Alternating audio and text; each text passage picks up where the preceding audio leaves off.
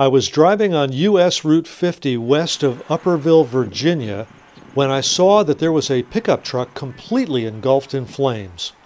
It was just the driver in the truck, and he got out safely. Other drivers stopped and helped him out. They called 911, and soon police and fire were on the way. I noticed that the front tire had caught fire, and soon it blew.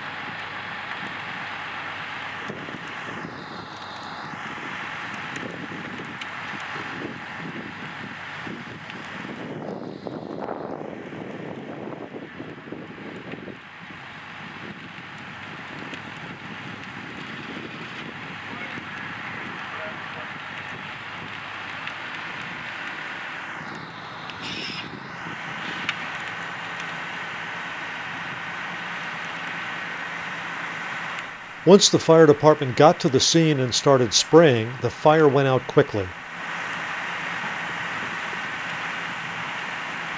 I asked the driver how the fire started, and he said he thinks it happened when he threw a cigarette butt out the window and it blew into the back of the pickup truck where he had bales of hay. As he drove down the road, the air flowing by fanned the flames, and the next thing he knew, he had a very big fire in the back of his pickup truck that somehow spread to the rest of the truck.